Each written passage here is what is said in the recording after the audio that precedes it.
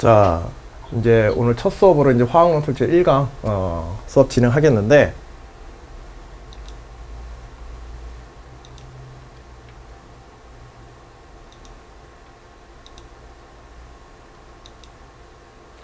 일단은 이제 카페에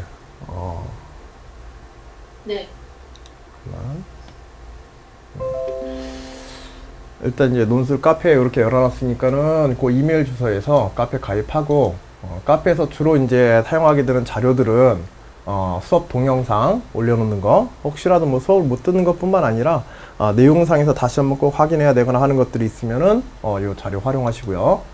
그 다음에 수업 일정도 거기에 다 올려놨어. 그래서 오늘 첫날로 해가지고 그 6월 중간고사 빼고 6월 한 둘째 주 정도까지, 둘째 주에서 셋째 주 정도까지 이렇게 이제 수업이 총 1차 총 8강으로 이렇게 진행이 돼. 네. 그래서 그 일정들 맞춰가지고 자네 뭐 따로 이제 할 일이라든지 아니면 과제라든지 이런 것도 준비해 활용을 하고요.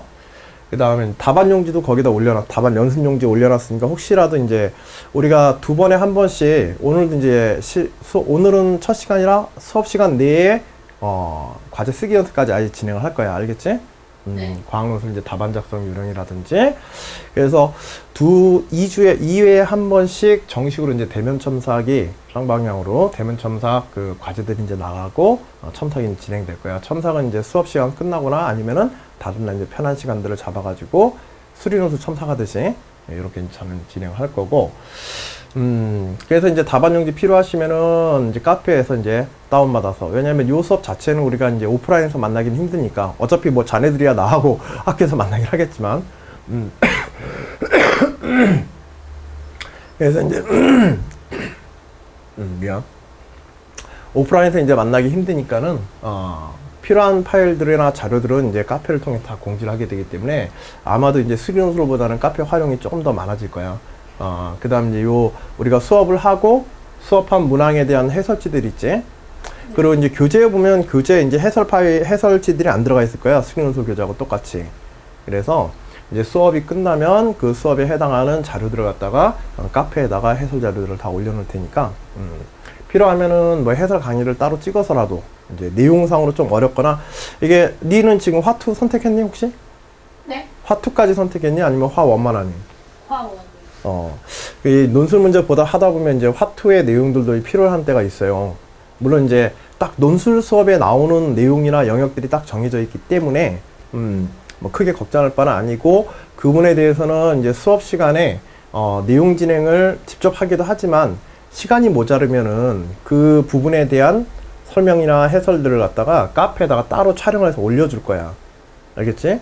네. 그래서 논술에 화학 논술을 위해서만 필요한 몇 안 되는 그 2 과목에서의 그 심화된 자료라든지 이런 것들이 이제 이해하는데 좀 어렵다 싶으면은 선생님한테 이제 질문을 하시고, 이런 것들 조금 더 상세히 설명 들었으면 좋겠다 라고 이제 수업 시간이나 아니면 문자나 이메일로 저한테 요구를 하시면 제가 그 부분에 이제 촬영된 내용들을 따로 카페에 올려가지고 간단하게나마 한 30분에서 1시간만 학습하면은 논술에 필요한 정도의 기본 지식들은 충분히 습득할 수 있게 이렇게 이제 진행을 해드릴게요. 알겠죠?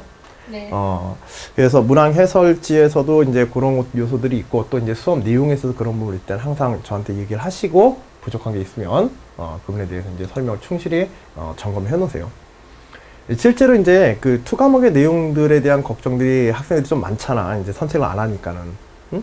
근데 이 2 과목에 대해서 그렇게 걱정할 필요가, 뭐 걱정은 되지만 걱정할 필요 없다고 이제 선생님이 얘기하는 게 뭐 때문에 그러냐면, 기본적으로 우리나라 그 고등학생들이 수능 준비하면서 2 과목까지 준비하는 애들은 많지가 않거든.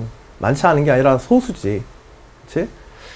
소수고, 그 다음에 또 그것도 논술을 위해서 또 2 과목을 한다, 이런 경우는 거의 없어.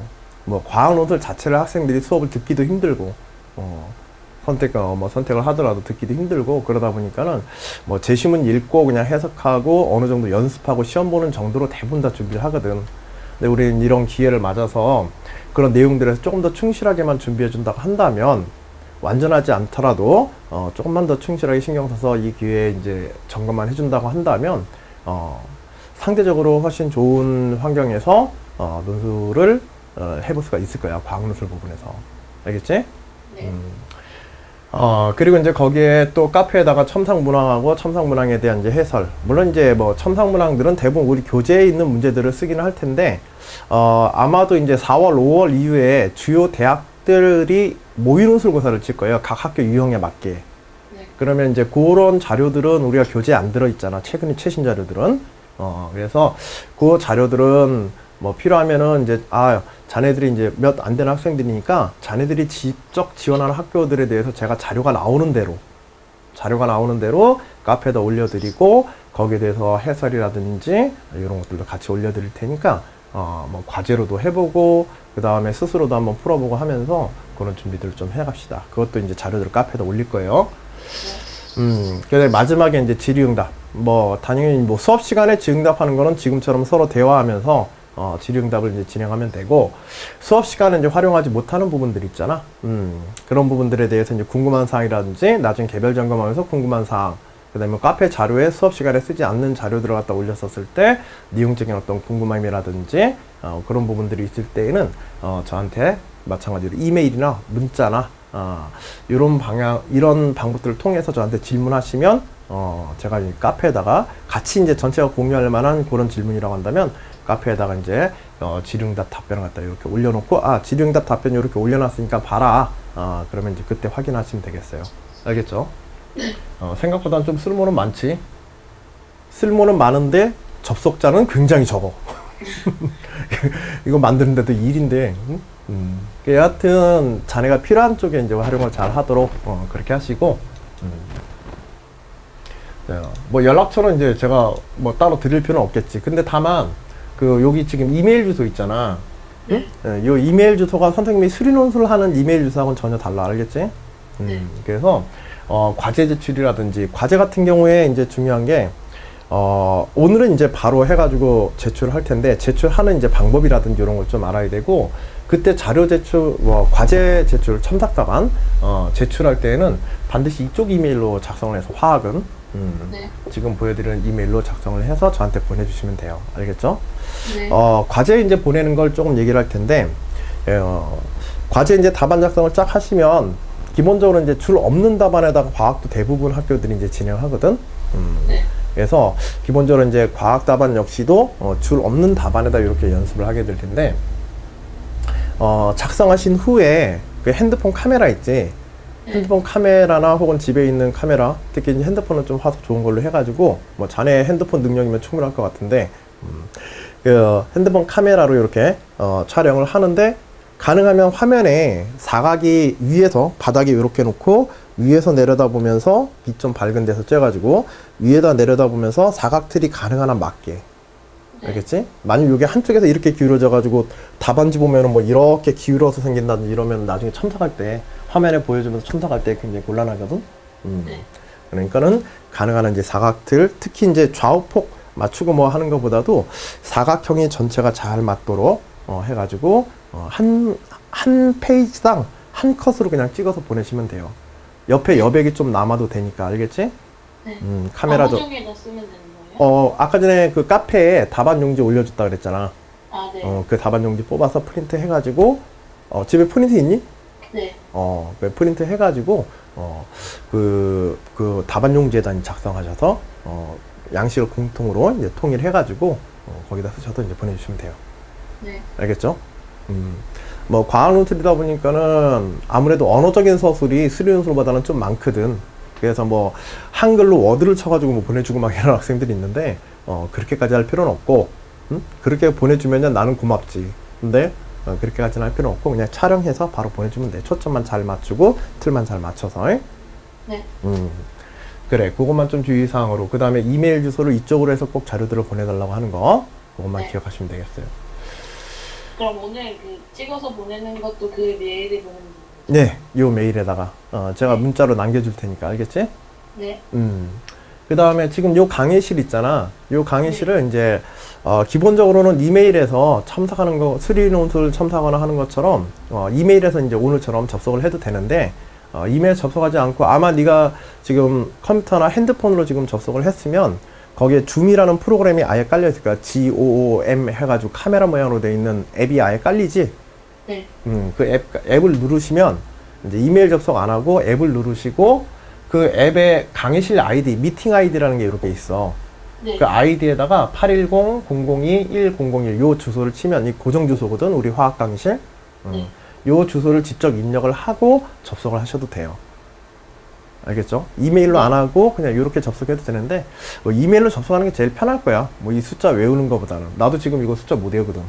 응? 그래. 그래서 이렇게도 이제 접속을 할 수 있으니까 여러 가지 이제 활용을 해서 보시고요.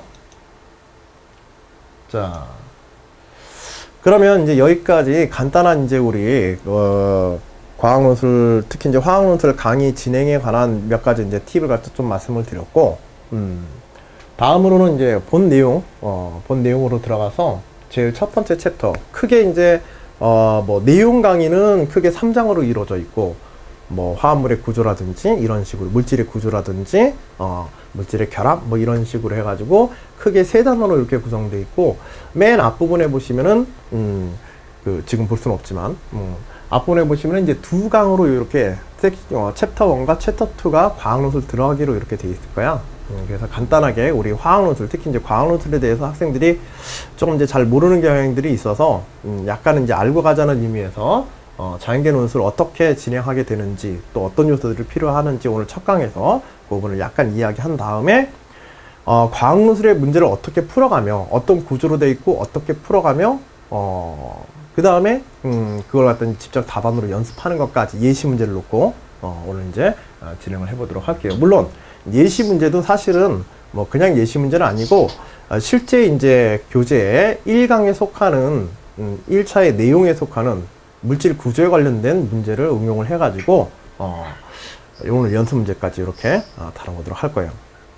과학논술 전반에 대한 이야기를 좀 얘기할게요. 혹시라도 요거는 뭐 어차피 지금 유미하고 나하고 이제 둘이 수업을 하니까 개인적으로 뭐 하다가 얘기하다가 궁금한 거 있으면 바로바로 질문했대요, 오늘은. 알겠지? 네. 네. 자, 혹시 뭐 소리 지직거리고 그러는 건 없지? 네? 네, 없어요. 그래. 잘 들리면 됐고. 첫 번째, 섹션 1에 이제 자연계 논술 들어가기 위해서 소개하는 파트 있는데, 지금 자료는 자네 손에 없겠지만은 요 내용으로만 좀 봐. 뭐 자연계 논술 해가지고 자연계 논술이란 뭐냐? 특히 이제 과학 논술이란 뭐냐 해가지고 간단하게 뭐 한 2줄짜리 이렇게 글로 돼 있는 거 있는데 이건 다 필요 없어. 그리고 테마 2의 자연계 논술의 평가 기준, 요거는 그냥 한 번만 쭉 읽어보면 되고, 사실 평가 기준에 대한 이야기들이 뭐 쭉 있어도 그거에 대한 세부적인 게 어떻게 되는지 문제를 통해서 직접 알지 않는 한에는 뭐 좀 피상적인 얘기들이거든. 그래서 요런 데 이제 시간 낭비하기보다는 실제로 이제 과학논술 이제 출제를 어떤 대학들이 하며, 거기에서 대학에서 우리가 각 대학에 우리가 지원을 할 때 알고 이제 지원해야 되는 사항들 몇 가지만 과학논술 관련해서 이것만 조금 더 이야기를 할게요. 괜찮겠지? 네. 혹시 궁금하지 않으면 궁금하지 않다고 얘기해도 돼. 궁금해요. 고맙다. 그래서 뭐 교재 이렇게 쭉 정리를 해놨어. 그러니까 나중에 교재나 아니면 카페 파일 보면서 한번 점검을 하시고요. 지금 화면이 이제 조금 약간 글씨들이 좀 작아서 요거는 표를 갖다 옮겨놔가지고 글씨들이 좀 작아서 잘 안 보일지 모르겠지만은 제가 읽으면서 요건 좀 설명을 드릴게요. 대략 이제 과학논술 보는 학교들이 지금 하나, 둘, 셋, 넷, 다섯, 여섯, 일곱, 그 다음에 여덟, 아홉, 열, 열하나, 열둘, 열세 개.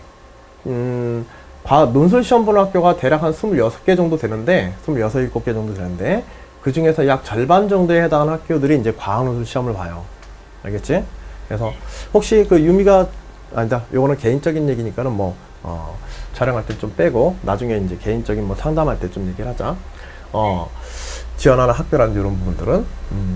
그래서, 대략 한 16개 정도, 16개 정도 학교, 13개 정도 학교, 한 절반 정도의 학교들이 이제 과학논술을 쳐. 사실 이제 수리논술, 그리고 여기 있는 학교들은 수리논술을 거의 다 기본적으로 하거든. 서울여대 정도를 제외하고.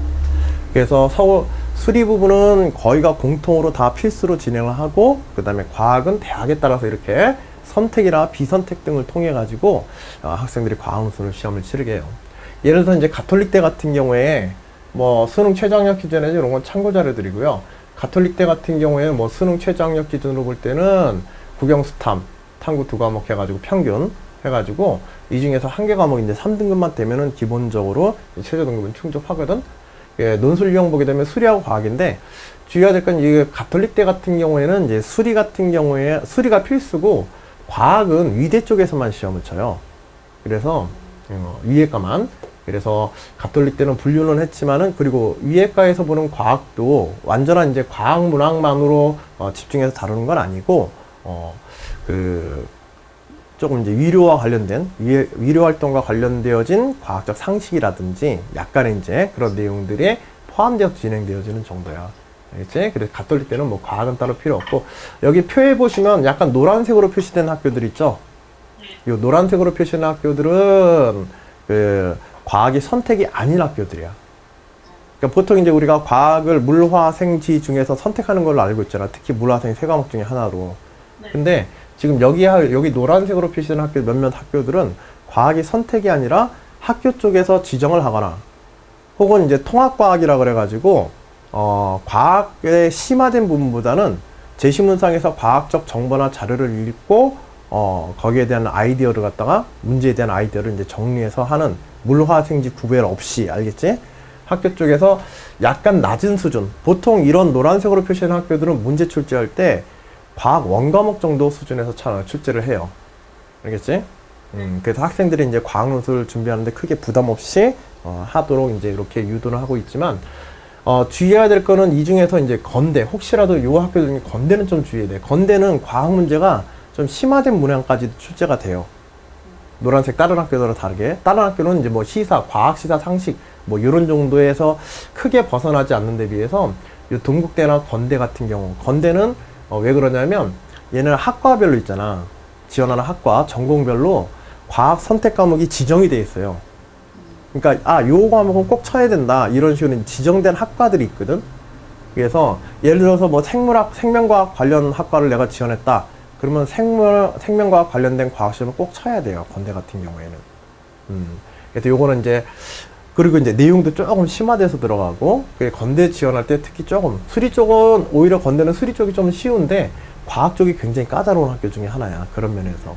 그래서 과학 논술에는 합당락이 갈려지는 경우가 상당히 많은 게 이 건대 이제 시험 중에 특징이다. 뭐 작년까지는 이랬어. 올해 거는 조금 더 확인을 해봐야 완전하게 이제 그 수시에서의 학교 전형에 대한 안내가 나와야 이제 확정되긴 하겠지만 현재까지는 작년과 기준으로 볼 땐 이렇게 되어집니다. 그 다음에 동국대 같은 경우에도 비선택인데 이게 대표적인 학교로 비선택 대표적인 학교로 동국대 같은 경우에는 이제 과학 문제가 물리하고 화학, 생물 이 중에서 특히 이제 물리 문제를 중심으로 해서 비선택 과목으로 나와. 그런데 제시문 있잖아. 이런 경우에는 제시문에서 과학 문제를 풀기에 논술 문제를 선택하지 않았더라도 아예 그 과목을 선택하지 수능에 선택하지 않았더라도 고등학교 1, 2학년 정도에서 원과목 정도 수준? 원과목도 좀 안 되는 수준 정도야. 그래서 거의 고등학교 1학년 정도의 과학적 내용만 가지고 제시문의 정보가 상당히 자세하게 나와 있어요. 문제에 대한 정보가. 그래서 주로 이제 제시문 분석형 문항으로 이렇게 출제돼요. 그래서 선택은 아니지만은 과학논술하는 데 있어서 나중에 이 대학의 유형에 맞도록 자기학습만 조금 해주시게 되면 이 동국대 과학논술 준비하는 거는 그렇게 어려운 요소는 아니야. 알겠지? 그 다음에 다른 학교의 이제 비선택 요소들을 보게 되면 거의 대부분의 학교들이 나머지 학교들은 여기에 있는 과학이라 숙명여대, 숭실대, 항공대 이렇게 나오는 이 과학 논술들은요 과학의 심화된 내용들을 다루진 않습니다. 비선택인 대신에. 그래서 제시문을 이용해서 충분히 원과목 수준 정도에서 문제를 확실히 풀 수 있도록 이렇게 이제 구성되어 있어요.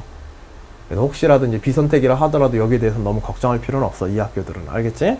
네. 그리고 간단한 이제 시사적인 요소라든지 이런 것만 가지고 문제를 만드는 학교들, 뭐 숙명여대라는 숭실대 이런 학교들 문제에 대해서 크게 걱정할 필요는 없어. 알겠죠? 오히려 이제 우리가 언어는 뭐예요? 여기 숙명여대는 요 숙명여대 있지? 얘네는 뭐 예전에 이제 가톨릭도 그랬는데 인문 자연 공통으로 해가지고 일반 언어 계열 논술 문제가 출제가 돼요. 그러니까 사회과학적인 그런 요소, 그 다음에 학생의 기본적인 인성이나 가치관에 관한 거 있지? 마치 이제 국어 제시문 있잖아. 응? 언어적 제시문 혹은 뭐 사회적 제시문, 사회 현상에 대한 이런 제시문을 주고 그 부분에 대해서 학생들이 어떻게 생각하는가. 예를 들어서 환경 문제 같은 제시문을 쭉 준단 말이야. 환경 문제 관련된 제시문을 주고 그 환경 문제에서 과학적이나 수학적으로 접근하는 게 아니라 이 환경 문제를 해결하기 위해서 우리가 어떤 노력을 해야 되는가. 그리고 이 환경 문제에 대해서 어떠한 관점들을 사회적으로 가지고 있으며 이 관점들 각각의 입장에서 그 환경 문제를 해결하기 위해서 어떤 노력들을 갖다가 할 수 있는가. 그에 대해서 추론하고 설명해 봐라. 그리고 뭐 여러 사람들의 주장을 추려놓고 그 주장들에 대한 비교 분석이라든지 이런 것들을 하는 거야. 그래서 요거는 답안 쓸 때도요, 원고지에다 작성을 해요. 원고지에다가. 근데 우리가 이제 요런 요것 때문에 숙명여대를 지원하는데 언어 논술을 뭐 따로 막 준비해야 된다. 이럴 정도까지 수준으로 문제를 내지는 않아. 알겠지?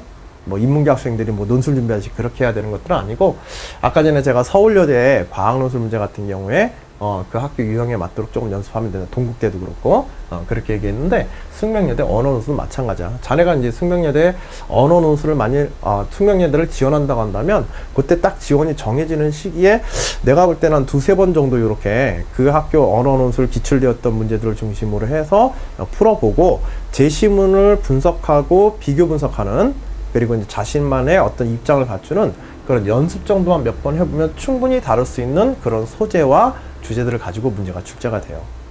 알겠지? 네. 좀 특별하게 출제되는 형태야. 요 항공대 같은 경우에는 이제 공학계열하고 이학계열로 나눠지게 되는데, 이학계열, 즉 이제 기초과학이지. 네. 기초과학에서는 이제 과학논술로 시험을 치르고, 그 다음에 공학계열에서는 이제 언어적 요소를 조금 포함해서, 물론 이것도 아까 전 숙대하고 비슷한 정도의 짧은, 오히려 숙대보다 제시문이 훨씬 짧은 제시문을 이용한 간단한 이제 가치 판단의 문제라든지 이런 것들을 중심으로 해서 문제를 출제해요. 그래서 이제 크게 문제가 되는 그런 것들은 아니라고 보시면 돼요. 언어 논술이라고 표시는 했지만, 그렇다고 뭐 언어 논술 안 문다고 얘기할 수는 없고, 그치? 그래서 언어 논술을 확실하게 보는데 이제 그런 정도로 이제 출제되어지니까 한 번쯤 그 부분에 대해서 궁금하다고 한다면 요 숙대하고 뭐 항공대, 그 다음에 그 서울여대 같은 경우에도 과학논술이 시사과학적인 요소가 출제되는데, 그런 부분들 좀 특별하게 과학논술이나 언어논술이 출제되는 학교들은 한 번쯤 자기가 지원하려고 한다면은 미리 한번 살펴보시는 것도 좋아요. 알겠죠? 따로 공부하고 연습할 필요는 없지만, 이런 식으로 출제되는구나, 이런 거는 미리 한번 받는 건 괜찮아. 응? 좀 설명이 됐니? 네. 뭐 설명하면 할수록 걱정이 늘어가는 편이야? 아니면 뭔가 알겠는 거야? 어때? 늘어난 것 같아? 근데 제가 지금 크게 걱정할 필요 없다는 부분들은 크게 걱정할 필요가 실제로 없고, 자네가 이제 걱정되어지는 부분 있잖아. 언어 논술 안 했는데 어떻게 언어 논술 해야 되나? 막 이런 고민하는 것처럼 똑같이 이 학교 지원한 학생들 다 똑같아. 알겠지? 네. 진짜 실제로 숙명여대 지원한 학생들이랑 숙명여대 지원한 학생들 언어 논술, 자연계 학생들이 언어 논술 준비해가지고 시험 보는 학생들 없어요. 이건 진짜 없어.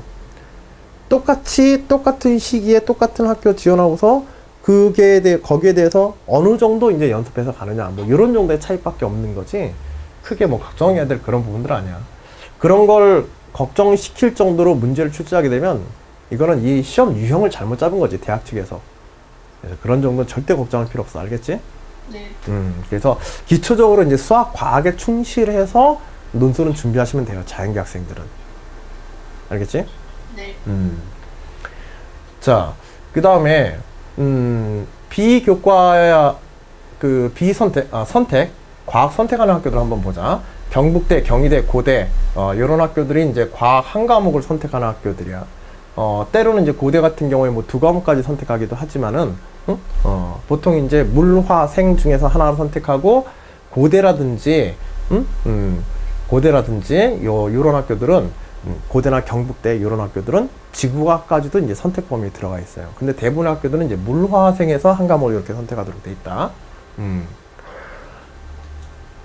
자, 그리고 이제 성대가 좀 특별한 경우인데, 수업 시간에도 제가 수리 논술 시간에 조금 설명했었는데, 성대 같은 경우에는 과학이 2과목 선택이야. 그래서 물화생, 물원, 화원, 생원, 물투, 화투, 생투, 이렇게 총 6개 과목 중에서 임의로 2과목을 선택해서 시험을 치를 수가 있어요. 혹시 뭐 성대 시험 칠 계획 있니? 잘 모르겠어요. 대면을 하려는 거야? 아니면은 수준이 낮아서 생각해 보는 거야. 제 수준이 낮아요. 아, 학교 수준이 아니라? 그래. 그래서 요 성대 같은 경우에는 많이 상향 지원해서 친다고 한다면, 특히 성대는 상향 지원하는 학생들이 많이 지원하는 학교예요. 왜 그러냐면 얘네가 학생들을 뽑을 때 계열별로 뽑아요. 그러니까 전공하는 학과별로 학생들을 뽑는 게 아니라, 뭐 2학계열이면 2학계열, 공학계열이면 공학계열 전체를 다 한 번에 뽑아버려요. 계열별로 모집을 하기 때문에, 그래서 논술 쪽에 조금 자신 있는 학생들은 일단은 이제 성대 지원하고, 그 다음에 지원해서 시험 보고 만약 합격한다면 나중에 가서 이제 학과를 선택하는, 뭐 학기 이제 진행하고서 그런 식으로 보기 때문에, 성대 같은 경우에도 이제 상향 지원하는 학생들이 상당수가 이제 상당히 많이 잘 지원하는 그런 이제 학교들 중에 하나야.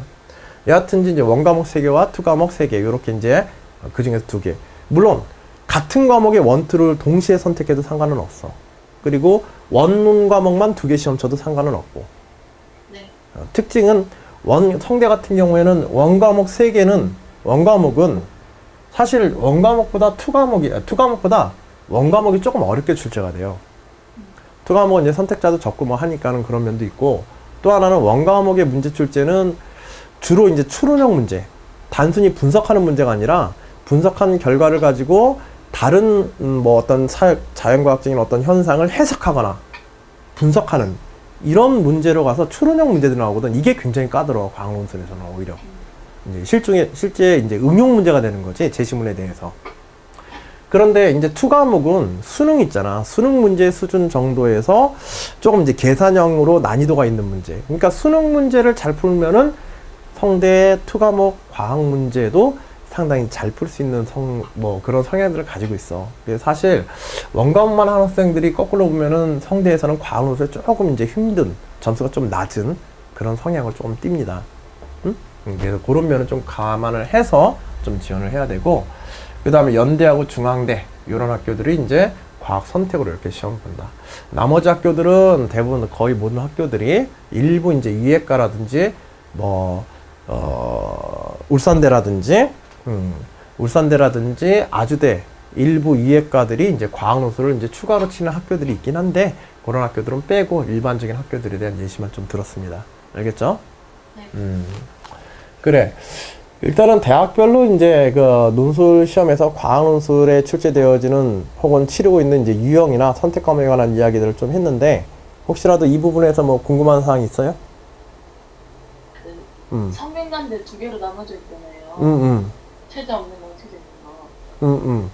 뭐가 어떤 건 최저 있고 어떤 건 최저 있고. 그 일반 논술은 최저가 있어요. 일반 논술은 최저가 있고, 그 다음에 요 학교 성대가 그 특기자 전형 같은 시험이 있습니다. 그래서 그 중에 하나를 선택해서 시험 보게 돼 있어. 그러니까는 그렇다고 해서 뭐 특별한 능력이 뭐 필요로 하는 그런 건 아니야. 알겠지? 네. 특별한 능력이 필요로 하는 건 아니고, 보통 이제 학생부상에서 과학적 활동이나 이런 것들이 조금 우수한 학생, 그치? 요런 이제 스펙이라고 부르는 게 조금만 있으면은 지원이 가능하고 1차 서류를 이제 통과할 수가 있어요. 거의 대부분. 그런데 그 전형은 논술 시험이 2가지야, 그래서 그 전형으로 우리가 지원을 하게 되면, 일반 전형이 아니라 이제 특별 전형 같은 형태로 우리가 지원을 하게 되면은, 그때는 이제 최저 등급이 적용이 되질 않습니다. 이게 이제 일반 전형에서는, 과학논술 일반 전형에서는 최저 등급이 조금 까다롭지, 그치? 그래서 3과목이 합이 6등급이라는 얘기는 3과목이 2등급 안에, 2.0 안에 들어야 된다는 얘기거든. 그러니까 3과목이 1등급 대 후반, 최소한. 그러니까 뭐 3과목 중에서 2과목 정도는 1등급 중후반 나와야 되고, 그 다음에 한 과목은 한 2등급 후반. 물론 이제 2등급 3개 다 깔아도 돼. 알겠죠? 2등급 3개로 해가지고 이제 합격 가능한, 최초에 그 최저 등급 등은 이제 맞출 수가 있어요. 알겠죠? 그래서 이제 뭐 그런 정도로 생각하면 되겠어. 그래서 만일 지금 지원하는 학생이 성대를 이제 지원하려고 한다면은, 자기 이제 특기에 따라서 만일 최저 등급이 좀 부족하고 힘들 것 같다. 그렇다고 할 때는 이제 최저 등급이 없는 전형을 바로 그냥 일반적으로 지원을 하되, 다만 이제 학생부 상에서 몇몇 가지 기록들에 있어서 특히 이제 과학적 활동, 수학적 활동에 대한 자기 전공 지원 관련된 활동들이 좀 우수한 그런 요소들을 보여줘야 돼. 교과의 성적, 내신 성적에서도. 알겠지? 마치 학생부 종합처럼 비슷하게. 그 외에 다른 조건은 없습니다. 알겠죠? 됐어요? 뭐 따로 더 궁금한 사항 있으시면. 없습니다. 그래.